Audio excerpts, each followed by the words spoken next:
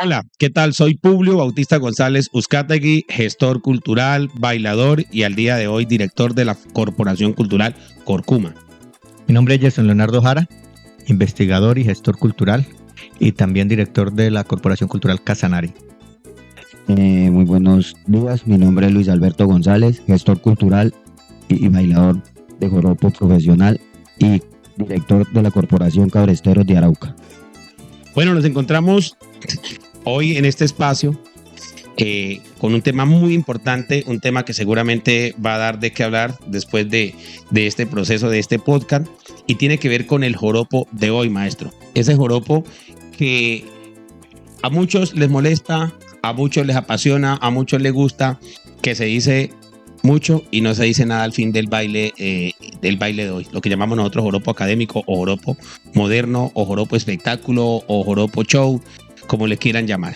Y aquí tenemos precisamente al maestro Pispirrino, el maestro Luis Alberto González, el precursor, esa persona que abrió ese espacio, esa persona que dio ese pasito para que el joropo espectáculo o la evolución del joropo esté hoy donde esté.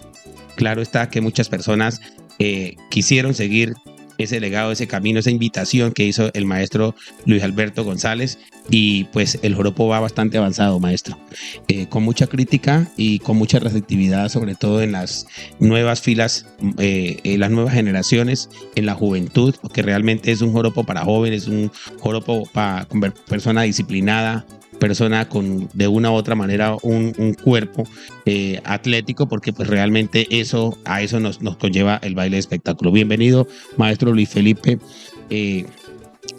González. Luis Alberto González, cuéntenos un poco de su joropo moderno, el momento en que usted abrió esa ventana, abrió esa puerta para el mundo, y háblenos un poquito del joropo al día de hoy. ¿Qué opina en el nivel en que está? Pues Julio, la verdad me siento muy agradecido con Dios por haberme dado ese talento de poder expandir un poco más el joropo y pasarlo a otro nivel. Para mí es satisfactorio ver cómo ha evolucionado el legado y la huella que un día quise marcar diferencia, y pues muy alegre por ver estos nuevos exponentes, estos jóvenes haciendo y creando sus propios estilos. Hace poco le comentaba que a sus 43 años ya usted deja historia y deja un legado para la danza tanto en el territorio como a nivel nacional.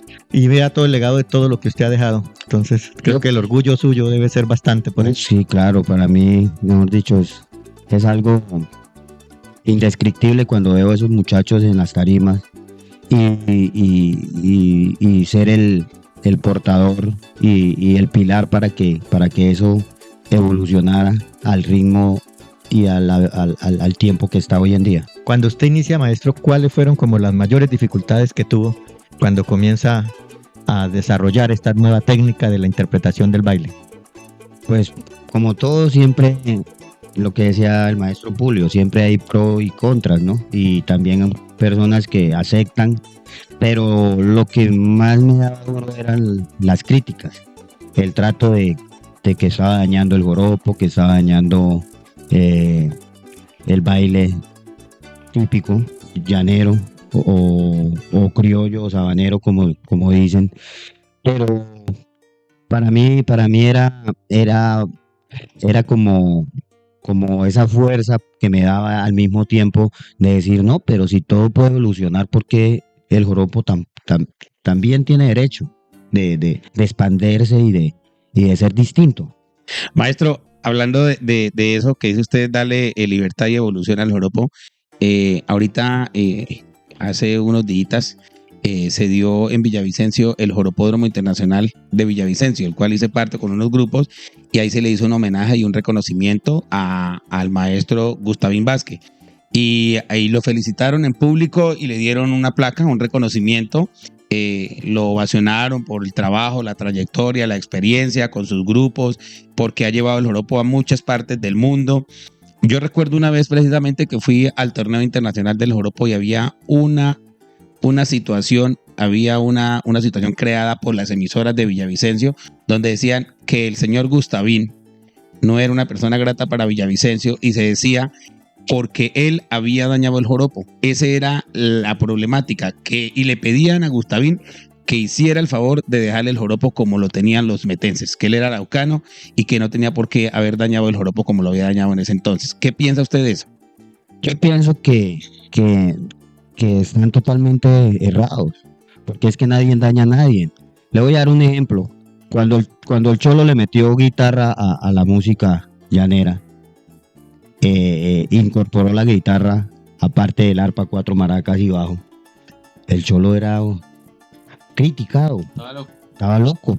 Entonces, si en el mismo metal le meten batería, hablemos de John Onofre, el grupo que tiene, la agrupación que tiene. Eso, entonces, todo evoluciona. Nosotros nacemos niños y morimos viejos.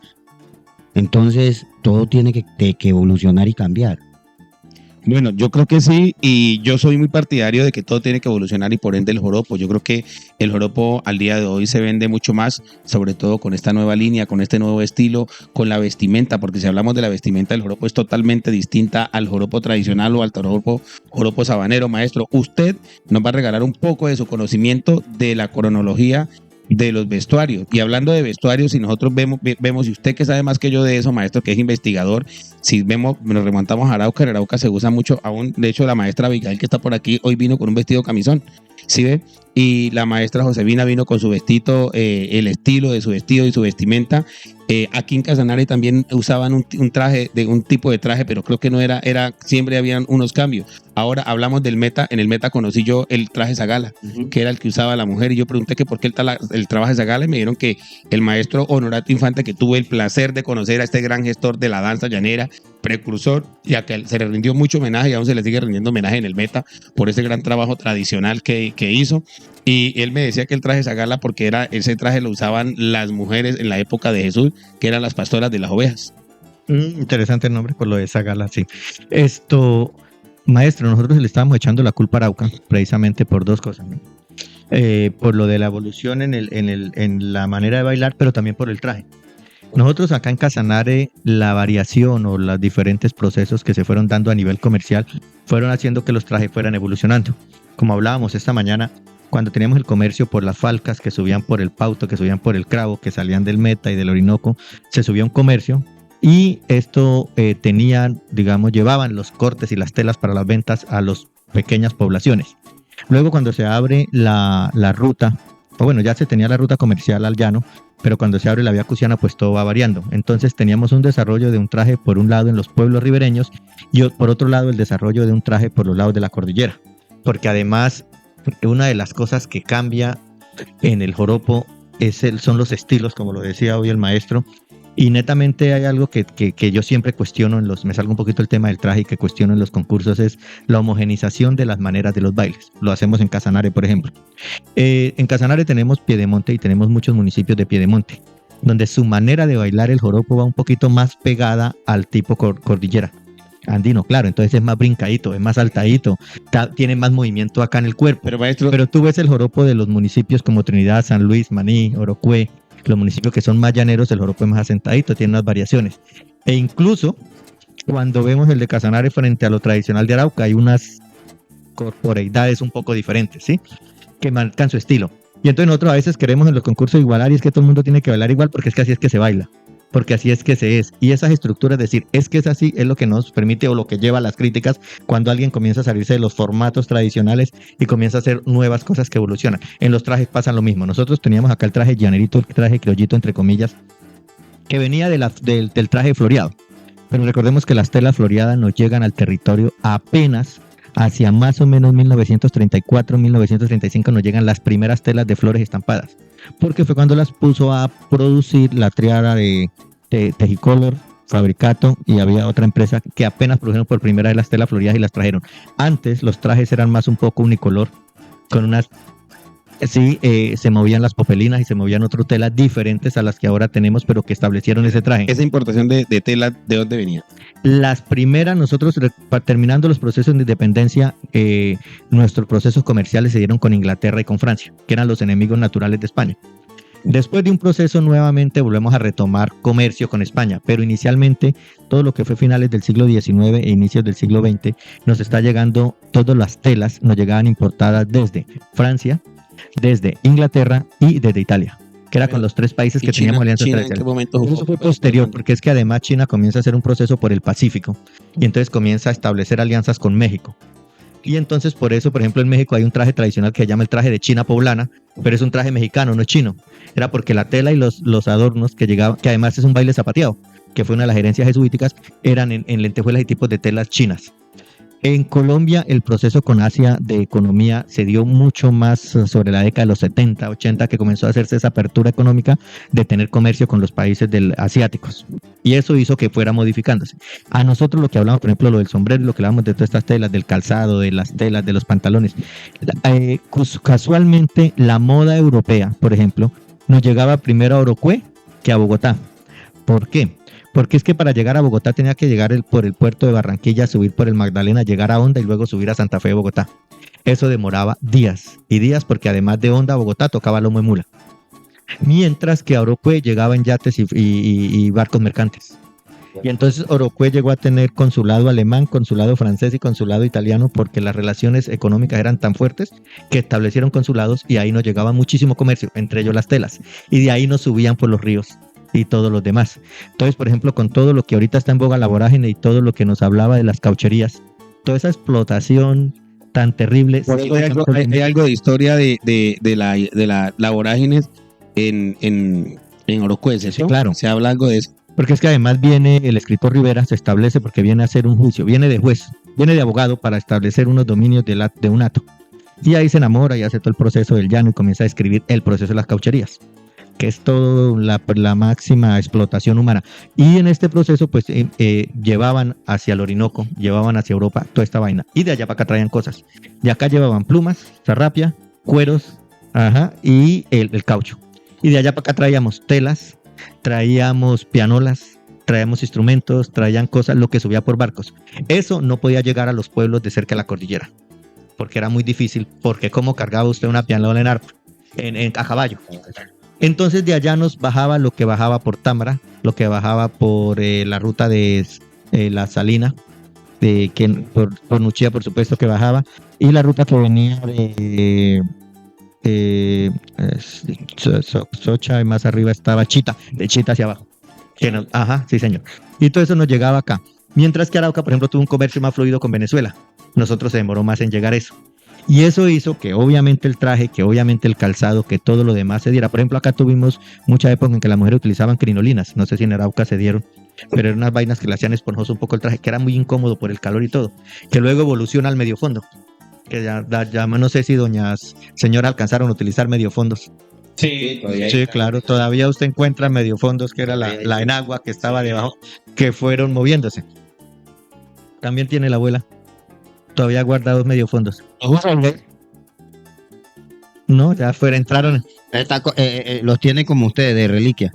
Y todo eso es parte de nuestra tradición, pero sí ve que todo se va modificando, sí, por claro. La economía, por la cultura, por la religión, por todo. Y entre ellos donde aparecen figuras como su merced, que va modificando. Y me sorprende lo que usted nos contó de Arauca, de que declararon personaje no grato, porque nos paramos en puntos en que si no es así, ya no es. Sí, claro, el periodista lo decía, no recuerdo el nombre del periodista, pero yo lo escuché. Es más, yo le puedo decir a su merced que yo iba con Gustavín en el carro, yo iba a entregar mi propuesta al Instituto de Cultura y él iba a llevar la suya. Y yo le dije, usted dijo, no, yo no hablo. Yo dije, yo no hablo, no digo nada. Digo, Gustavín, me pareció un gesto muy chévere de él. Decir, yo no hablo. Dijo, entre más la gente hable de uno más famoso, déjalos que hablen. Y estaban extremadamente enojados, decían que Gustavín Vázquez tenía que dejarle el joropo al Meta como ellos lo tenían. Lo estaba dañando. Maestro Pulio, pero antes de Gustavín, ya el joropo yo lo había llevado. Sí, que él se asentó allá. Él se quedó allá. Yo recuerdo Se en raizó los allá. Reyes del joropo, recuerdo a Gustavín, que Gustavín vivía en Tame, él es de Tame, de hecho, él me dijo a mí algo así como esto: yo voy a ser el nuevo rey del Oropo. De hecho, se fue unos días a la casa de Gustavín a aprender precisamente a la técnica del baile, y efectivamente el muchacho ganó en esa época, o sea, y bien trabajado y bien ganado. Pero bueno, importante de eso, del tema, hablamos ya un poco. Una pregunta que quería hacer a ustedes de allá de Arauca. ¿Alguna vez Arauca mandó una reina a Cartagena? Sí, de allá del departamento de Arauca mandaron una reina a Cartagena. Y esa reina, en su traje de fantasía, llevó una propuesta del modelo criollo, entre comillas, pero no criollo, sino con mucho a decoración de ¿cómo se decía?, de diseñador. Muy bonito. Que luego algún alcalde o algo decidió mandar hacer a varios. Bueno, el grupo que la acompañaba llevaba también ese tipo de modelo y luego se popularizó y terminamos copiándolo. ¿Saben algo de esa historia? Eso fue cuando Génesis Quintero, que fueron unos trajes blancos que tenían una sola manga. Yo me puse a buscar como fotografías y referentes de dónde me encontraba yo como el traje académico, por así decirlo, de fantasía más viejo. ¿No era ese? Y y los rastreos me llevan a Arauca. Bueno, yo le puedo decir a usted, eso es un traje que hacían medio cuerpo acá, sí. Pero pues yo creo que realmente eso no tiene nada que ver con la parte tradicional. No, eso no es tradicional. Exactamente, llevaron y a la reina le colocaron un traje de fantasía. Y de ahí se explotó el modelo. Me gustó muchísimo ese modelo, exactamente. Comenzó a explotarse y ya comenzaron a hacerle varias variaciones porque gustó muchísimo. Es que antiguamente era camisa unicolor y pantalón de drill. Y su sombrero, y después incorporamos el liqui. Y el liqui empezaron a hacerle apliques. Ajá. Como a las cotizas de Gerardo. Cuando Gerardo, que empezó a sacar cotizas de cuero. Que las cotizas de Gerardo Cuenca familiar de... Sí, claro. Nosotros. Otra vez los araucanos. Sí, otra vez los araucanos. Pero qué vaina con el joropo. De hecho, esas cotizas de Gerardo empezaron a hacerle aplique, y resulta que el que más aplique tuviera era más innovador y llamaba la atención más cargar una cotiza. Le colocaban aplique, le colocaban diseños con monedas de bronce, sí. La limaban. Yo estuve muy cerca del proceso de las cotizas. De hecho, alguna vez en unos Reyes del Oropo, que hubo un paro pipirrino que en Arauca, Gerardo, yo le colaboré en la coticería y me regaló un par de cotizas, que me dijo: mire, Publio, esta cotilla para que la acabe usted tiene que echarle pata. Y nunca fui capaz de acabarlas. Aquí es famoso, aquí le toca a uno separar turnos con Gerardo. No, es que para que le haga uno las cotizas, porque tiene mucho pedido. Sí. El hombre, era el que me hacía mis cotizas. Él trabajaba en la esquina del hospital. Sí, yo sé dónde era la vuelta de la casa. Y yo estaba en el apogeo. Yo salí a un festival, un par de cotizas y me las pedían. Yo llegaba a la casa sin cotizas y yo las cargaba, era de adorno, porque siempre bailé fue descalzo. Real. Y usted le puede preguntar a Gerardo quién lo hizo famoso. Lo promocionó con las cotizas. Lo promocionó con las cotizas. Estaba en su mejor momento. Y estaba yo en mi apogeo. Y que ni siquiera bailaba con las cotizas. Nunca bailaba con las de Gerardo en los pies de Pipirrino pasó y pasa exactamente con el joropo. Hoy día el joropo, lastimosamente, no existe a profundidad la investigación en nosotros los maestros. ¿Qué es lo que pasa? Lo que sí hay es tendencia. Sí. Si el grupo gana y el grupo usa un traje así, yo lo voy a mandar como si el que bailara el traje. Eso, así como una cosa así. Si Cristiano Ronaldo tiene ese par de guayos, yo también voy por ese guayo. Así pasa mucho en los festivales, ¿no? Como ganaron los que ganaron este año, el otro año usted ve la tendencia a imitar. Ganaron y no solo en el baile, también lo imitan en el traje, lo imitan en el movimiento de cabeza, la figura, que yo creo que es que de pronto esa es la forma en que nosotros estamos desvirtuando realmente y yéndonos hacia un lado, independientemente que muchos defiendan o no defiendan el baile moderno. Nos estamos yendo a un lado porque no hay una investigación, no hay un proceso adelantado, escrito, y es ahí donde nosotros de verdad estamos perdiendo como esa identidad. Lo veo yo de esa manera. El maestro Pipirrino lo dijo, eso es una realidad. La gente ve que ganó y quiere copiar exactamente lo mismo. ¿Sí me entiende? Lo triste es que cuando los que ganan, como hablaba su merced, no era porque realmente merecieran ganar, sino por todas las cosas no tan éticas que se presentan ante los jurados, ante los concursos. Terminan estos ganando y toda la gente termina copiando. Maestro, no precisamente. Exacto. Una de las cosas por el cual yo realmente renuncié de los concursos fue precisamente eso. Porque el tema, la competencia desleal, el que tiene más palabrerío es capaz de ir a decir a un lado. Yo preferí retirarme de los concursos porque no tengo conciencia para ello. Dije, no lo hago, no me gusta, y realmente por eso me retiré de los concursos. Soy feliz como soy formando a mis muchachos, por eso existe Corcuma y este proyecto Centros de Danza y Movimiento. Yo creo que ha sido un pilar importante para nuestra corporación, maestro. ¿Por qué? Porque nos ha dado herramientas, nos ha dado capacitaciones, y nosotros también hemos podido realizar capacitaciones a maestro, que eso de una u otra manera nos lleva a mejorar los procesos en el departamento de Arauca. ¿Qué hemos hecho nosotros? Decirle a los formadores, oiga, hay que ir un poco a la investigación, hay que ir un poco a la capacitación, a la preparación, porque como lo dijo el maestro Pipirrino, una persona que baila, se abrió la Academia Bella Montos Academia y montó el baile. ¿Y dónde está la investigación? ¿Dónde está la profundización de la danza, del baile que tanto lo necesita? ¿Sí? ¿Qué vamos a crear nosotros a un futuro? Cuerpos atrofiados, realmente. Y un desconocimiento completo. Que usted sea el mejor bailador, lo hace un profesor. No. O lo hace un maestro. Ahí es el problema que hay. Falta la pedagogía. Para formar se necesita pedagogía y mucha pedagogía para ser un formador. Es como transmito yo, de qué manera de la ruta más fácil, cómo le llevo yo al alumno, porque es que uno no maneja solo personas adultas, uno maneja incluso de la primera infancia y eso es importante. Y usted como formador, usted es el modelo de ese alumno suyo. Y si usted dice mentiras, pues él va a crecer creyéndose la mentira que su profesor le dijo. Ahí hay que tomar conciencia, uno como formador, de tratar de capacitarse, ir un poco a la investigación para no ir a errar con estos sentidos, no ir a errar con el conocimiento y dejar un conocimiento, sobre todo en la danza, que es tan, yo creo que es algo muy profundo y algo muy sentido, y de una u otra manera la tradición o lo contemporáneo, uno tiene que, si se entiende que uno lo quiere hacer, tratemos de hacerlo de la mejor manera. De hecho, viene una pregunta, ya que hablábamos de lo contemporáneo. Hay una cosa rara, es cómo llamamos al joropo actual. ¿Qué nombre le damos? ¿Cómo lo podemos clasificar? ¿Qué nombre propone el que abrió la ventana? ¿Cómo le podemos llamar? Yo siempre he dicho que el joropo, para mí es joropo libre, porque es lo que usted expresa. Dicen espectáculo, pues es un espectáculo el joropo como tal, sea criollo, sea libre, es un espectáculo porque se le vende al público. Pero para mí es libre. ¿Por qué? Porque tiene la libertad de hacer lo que tú quieras. Para mí ese es el nombre que yo le daría. Joropo libre, porque es lo que tú quieras expresar en esos 3 minutos, 2 minutos y medio. Maestro, ustedes pueden llegar a pensar, yo he pensado y yo creo que sí, lo vamos a ver y lo estamos viendo ya muy poco, ¿no? Ustedes pueden llegar a pensar que dentro de poco tendremos un joropo urbano. Como ya lo están, pero es que ya se está viendo, ya usted mira aquí en Palpita, ¿cómo es? Casanare de Palpita. Ya las niñas hacen sus solistas descubillados, ya los niños hacen sus solistas de zapateos, eso prácticamente es. Entonces vamos a estar en la música y en la danza acá en Yopal, en Casanare está dando la participación con algunos grupos que se están moviendo en otra línea, como por ejemplo de criollos, como por ejemplo no se baila muy psicodélicos, como por ejemplo Yopo, que su propuesta musical va alternada con muchas mezclas de pop, con muchas mezclas de hip hop que le están influenciando, y también en sus inicios todo el mundo le fue encima, que están desvirtuando lo mismo que pasó, igualito. Y en esa línea también hay otros grupos que o algunas propuestas, pero no a nivel de grupos, sino a propuestas ya individuales de algunos bailarines y bailarinas que están comenzando a incursionar haciendo estas mezclas y estos mix y dándole estas mixturas al joropo a partir de otros ritmos y de otras maneras de sentirlo.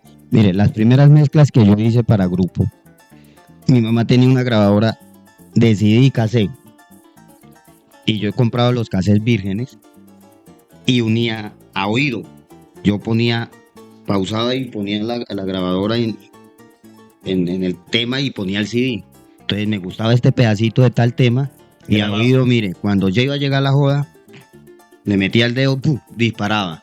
Y así iba uniendo y empecé a sacar pistas distintas. Sí, sabía que de pronto existía un programa que le podía hacer o algo. No, en esa época no había programa. ¿Sabe qué me tocaba hacer? Irme a la emisora al frente de la policía, a Arauca Estéreo, y decirle al técnico que me hiciera los pegues, porque era la única opción que había.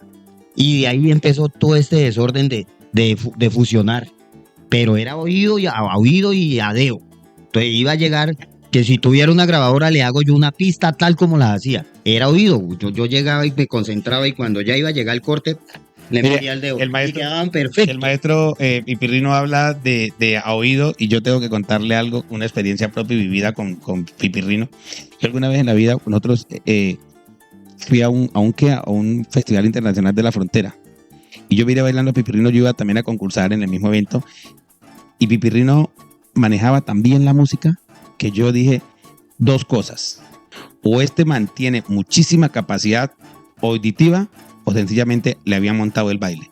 Porque No, era extremadamente preciso. Sí. Sí, claro, y excluía al bailador lo que dijo el señor. Usted conoce el ritmo, pero usted no sabe en qué momento el arpa le va a cortar el zapateo o se lo va a hacer más largo, más corto, y depende los tiempos de la música. Pero es que Pipirrino cortaba exactamente y entraba exactamente donde la música entraba y cortaba. No tenía que Es que en ese tiempo nadie montaba. Usted llegaba a los festivales y era lo que le mandaran. Entonces era a puro audio, a puro oído. Hoy se hace Pipirrino, pero hoy tiene mucho más facilidad. Bueno, más facilidad no tanto, porque es que a muchas veces la música es impredecible, y sobre todo en mano de maestro. Hablemos de un Emerson, de Fortul, la velocidad que maneja la música, un Jobre Brito como maneja la música, velocidad. es imprescindible. Eso Véngale, otra cosa. ¿Sabe qué? Otra cosa, perdón, Julio. Antiguamente, esto no era que si tocaban Pasaje, Gabán y Pajarillo, lo que le tocaban a usted no se lo tocaban al otro. Era el mismo golpe, pero no los mismos adornos. Y no los bordoneos. No los Bordoneo más largo, bordoneo más corto, porque los músicos no son totalmente precisos en un evento. Exactamente. Porque Entonces, la música le da libertad de hacer. no había una precisión figura como ahora. Ahora usted salió y es la misma secuencia. Entonces, mientras usted baila adelante, el que viene atrás están atrás aprendiendo de la pista. Entonces, cuando sube, por eso no es bueno bailar de primera. la misma. Como bailarín no es bueno ir de primera ni siquiera en grupo. No, es en vivo. no, porque el conejito de India. el que va de primero es el que va a probar lo que van a tocar. Exacto. Eso es. Bueno, vamos a seguir avanzando y ya vamos a dejar un poco por acá. Yo quiero preguntarles a ustedes opinión propia del baile espectáculo de hoy y el traje espectáculo de hoy. Pues ha variado mucho. El baile, como te digo, antiguamente, bueno, no tan antiguamente, pero sí hablamos de 25 años cuando esto empezó. Maestro, en el Europa, como se hablan en las computadoras, que en Estados Unidos se manejan las generaciones, aquí en Colombia estamos un poco quedados en generaciones. ¿Qué generación podríamos decir que vamos en el Joropo? Si hablamos de la generación 1 sería el sabanero, generación 2 sería el criollo, que el pueblerino fue a la sabana, lo miró, lo copió, lo compró al confiado. El 3 ya pasaría a El ser pueblerino es el que lo lleva a concurso, ¿no? Es el pueblerino. Y ahora tenemos el joropo moderno, que es el joropo espectáculo, y el que vamos a llegar, sería la cuarta generación. Yo creo que ya vamos de cuarta para quinta. Vamos. De cuarta para quinta. Porque, como te digo, antes los remates eran más bajitos, las figuras no eran. Sí, yo le metí salsa, le metí pasos de merengue, a los pies percusión. ¿Cómo hice yo yo agarraba, un ejemplo, escuchaba un vallenato, la caja del vallenato, entonces yo llegaba y empezaba con las manos. Y después volvía y agarraba un lazo y me pegaba del lazo y empezaba a montar. ¿Usted recuerda Y así fui fluyendo. ¿Recuerda que el teléfono Nokia 1100? Ajá, ¿Se acuerda que tenía un tono que usted, y que usted, de hecho, el primero era el tono, y después tenía una aplicación en que usted podía componer la música? Ajá. Una vez yo me encontré al Pipirrino componiendo música, nota por nota, y la cogí, la zapatea. Yo le dije, no, es tener o tener mucha pasión, o tener definitivamente No hubiera nada que vivir hacer, desocupado y no hacer nada. Mire, yo era de los... En el 1100 y le daba a reproducir y empezaba a zapatear lo que sonaba en el 1100. Sí. Yo era de los que iba para el colegio y mientras los carros pasaban yo me ponía a patear. Era como ese amor. Y le digo algo, mire, le digo algo, yo bailé de niño, pero como yo llegué a bailar profesionalmente por un Nintendo. Yo estudiaba en Bogotá y mis amigos en esa época el Nintendo de cassette estaba saliendo. Entonces yo me vine a unas vacaciones y da la casualidad que en ese tiempo iban a ser los primeros Reyes. Eso fue en el 99. Entonces mi papá estaba vivo, mi papá abuelo. Entonces negociamos que baile, hijo. Yo le decía, papá, pero yo bailaba, pero de colegio, yo no bailaba, dígame, estaba, en esa época estaba bombero. Bueno, la generación antes de. Sí. Y yo dije, no, pues yo lo negocio y llego con mi Nintendo. Yo no, ya que me echen tierra. Llego y negociamos, me dijo, bueno, yo vaya, inscríbase, yo y pareja. Me fui a buscar a Yanecueto al colegio, a sacarla del colegio para poder ganarme ese Nintendo. Y mire cómo es la vida. Yo abajo en el centro de convenciones, en el parqueadero y así en las escaleras viendo los monstruos de esa época. Entonces cuando yo salí, perdón la expresión, asustado. Yo no sabía ni qué iba a hacer, pero yo iba por mi Xbox, hermano. Yo iba, perdón, por mi Nintendo. Entonces empezó la música y eso como que empezó a fluirme, y que en esa época no había tanta tecnología. Era una cámara Sony que tenía el señor Igor Flores, ya paz descanse, que él trabajaba en la compañía petrolera y él grababa. Entonces cuando él me muestra el video, yo decía por dentro, pero ¿yo cómo hice esto? O sea, fluían las cosas. Y de ahí para adelante fue... ¿Regaló Nintendo o no se lo ganó? Sí, claro, obvio, Primero el Nintendo y después bailé. Bueno, para responder un poco la pregunta que había hecho de cierre, esto es que emitir un juicio de un concepto frente al joropo actual tiene varias aristas, ¿no? Tiene varios puntos. Por un lado, no podemos pararnos en el lado purista de que no es, que no pertenece, que estamos dañando, que estamos virtuando, no. Simplemente son nuevas maneras como se está presentando, como se está dando y una alternativa de atraer a un público que tenemos y a las juventudes que cada vez están más apegadas a lo que nos producen los medios, al reggaetón, que no estoy diciendo que sea malo, que sea bueno, simplemente que son otras tendencias musicales no culturales, pero esta manera de hacer joropo visualmente y estéticamente les está llamando la atención, porque además no todo el mundo lo puede bailar, porque se convierte en un tipo de reto para alcanzar esos niveles. Hay cierto reto propio Mantener no es fácil. No. para llegar a ese nivel. El joropo es una de las danzas más difíciles. Sí, claro. Uno marca, que nosotros marcamos en danza colombiana 1, 2, 3, 4, 5, 6, 7, 8, repite, vuelve a 16, va a 24, 32 y repite la secuencia, se pasa del tono mayor al menor y usted lo saca completo, excepto en la costa que esas cajas van por un lado diferente.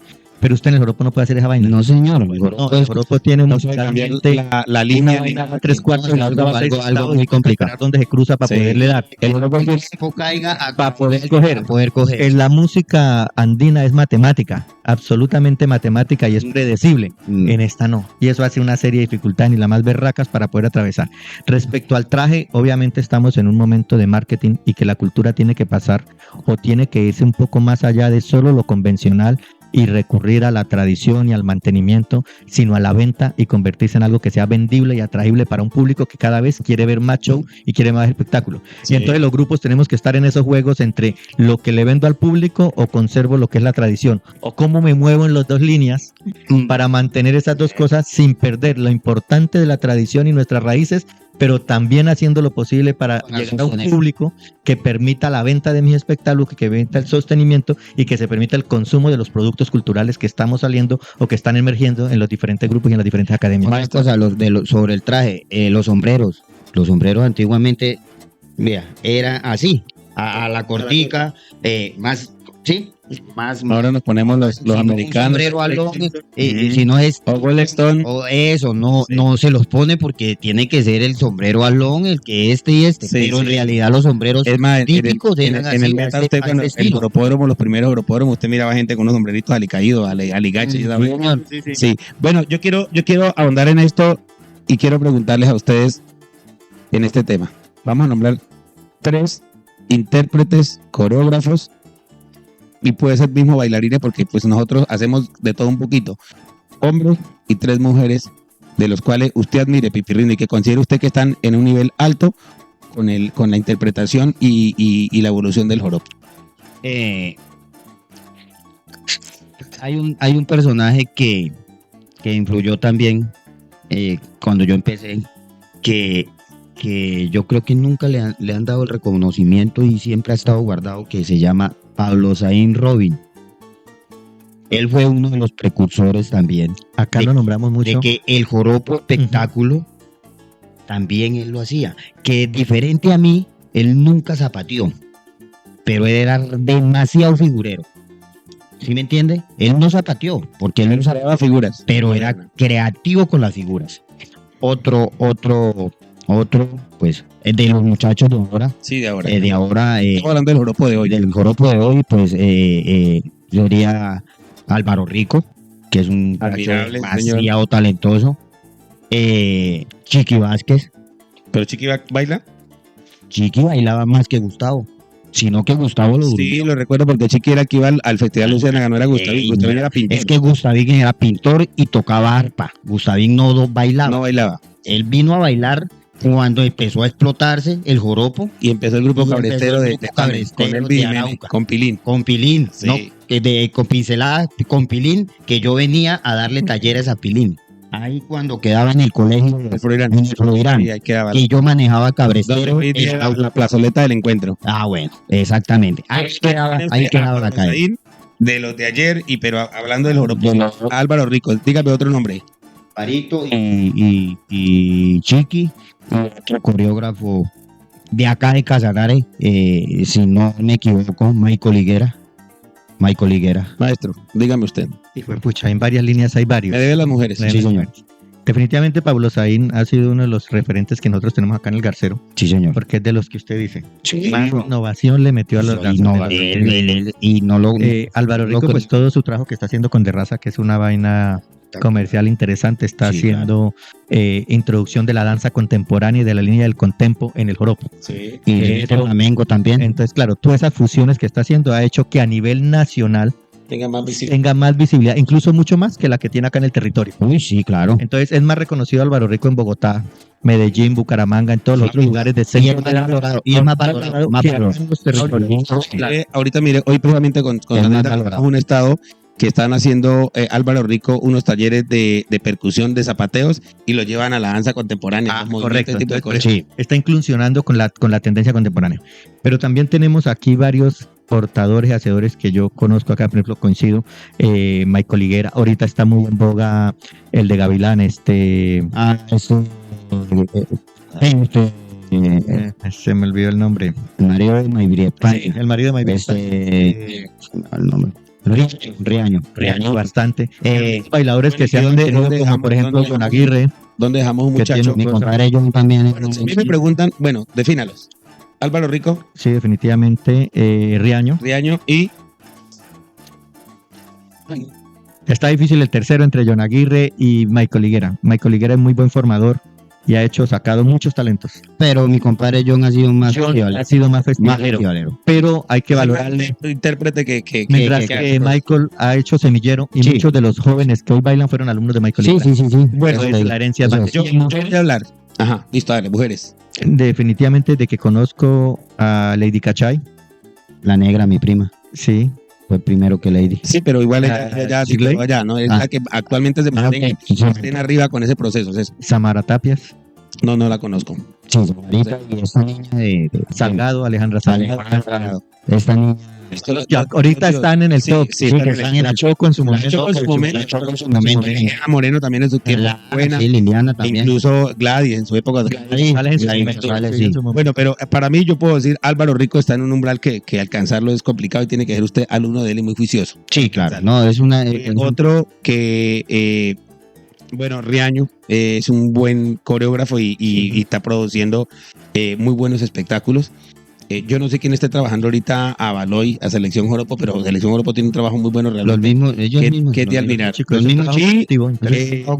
Voy a nombrar a este muchacho que se llama, este muchacho venezolano, Linares. Linares. Luis Linares, que llama Linares. Luis Linares. Linares me le trabajó a parece Selección un rato. muy buen coreógrafo Sí. y el trabajo que ha hecho ha dejado huella bastante Ya enriquecedora. en el baile espectáculo. Sí, claro. Sobre todo la fuerza, la Sí, sí, sí, sincronización sí, del trabajo, muy buen coreógrafo. Y de las mujeres, indiscutiblemente yo creería yo que yo me quedo con Alejandra. Alejandra es sí. bastante integral. Ella, aparte de tocar instrumentos, zapatea, porque Zapatea. Aquí he venido a hacer Escubilla unos es una talleres de mujer, mujeres, yo creo sí, que bastante propuesta completa en ese interesante, sí. sentido. Sí, Y es. bueno, yo por ahí bailarinas, de pronto Lady Cachay, ya poco baila, ¿no? Poco baila porque pues se dedicó yo creo que un poco más como a la familia, al hogar después de su bebé. La maternidad cambia. Y ha hecho la procesos de formación, porque cuando usted se dedica a hacer procesos de formación, muchas de su vida, de su disciplina como intérprete y bailarín. Se pausa un poco, sí. Bueno, maestros, hablamos de todo, hablamos de mucho. No definimos el nombre que le queremos dar al joropo para que lo conozcan. Yo sí quiero agradecerles a ustedes infinitamente y me siento honrado con la presencia del maestro Luis Felipe. Luis Luis Alberto. Voy a terminar este proceso y no voy a olvidarle que cambiar el nombre del proceso. De cumpleaños agradecido por eso, por usted, maestro No, sí. Gerson, por el espacio, por permitirnos a que disfrutemos y conozcamos. Quería conocer Casanare hace rato. He escuchado muy buenos comentarios de Casanare y va con una fuerza arrolladora y ojalá espero que mi Dios lo siga bendiciendo en todo lo lo que haga y le siga multiplicando las capacidades, el conocimiento, la sabiduría, todo ese tema cultural que es tan bonito, porque es que uno envuelve a una comunidad, envuelve a un territorio alrededor de la parte formativa cultural, y es que realmente la danza transforma vidas, la danza educa, la danza disciplina, la danza da alegría, la danza da sueños. Invita a todo ese tipo de cosas, lo digo por experiencia propia, y yo aquí quiero hacerle un reconocimiento inmenso al programa Centros de Danza y Movimiento CDM, porque todos los que hacemos danza debemos pertenecer a los centros de danza y movimiento realmente, porque bien merecido lo tenemos por hacer danza, y gracias a ese programa del ministerio, gracias a todas las personas que de una u otra manera seguimos con ese tesón todos los días, nos levantamos con ganas de pensar en qué hacemos mañana, a dónde queremos llevar nuestras fundaciones, a dónde queremos que llegue el impacto de nuestra danza de una u otra manera, y que de esta manera en los territorios, sobre todo como Arauca, maestro, estamos construyendo paz. Totalmente. Paz. Gracias a la danza, gracias al Centro de Danza y Movimiento, porque cada vez que nosotros logramos conquistar un bailarín, un niño, una niña, un joven, ese niño, yo le aseguro a usted que nunca va a ir a la guerra o nunca va a empuñar un arma, porque el arte le transforma la vida como me la transformó a mí por experiencia propia. Totalmente de acuerdo, maestro. El arte y la cultura no son valiosas por lo que estéticamente muestran, que eso es muy valioso. El mayor valor lo tiene en el poder de transformación que tiene el arte y la excusa que tiene para la construcción de humanidad y de humanización de los seres humanos. Mira lo que nos pasó en pandemia. Integrales. En pandemia se acabó todo y le pedían los psicólogos: bailen, canten, hagan música, porque eso es lo que estaba salvando la vida de la gente que estaba en constantes procesos. Y es ¿por qué? Porque es cuando comenzamos a darle el valor que tiene realmente el arte en cuanto a la transformación de los individuos y de los seres humanos y la construcción de sociedades. Hay que bailar más. Sí, claro. Hay que seguir bailando. Y el baile es algo. Sí.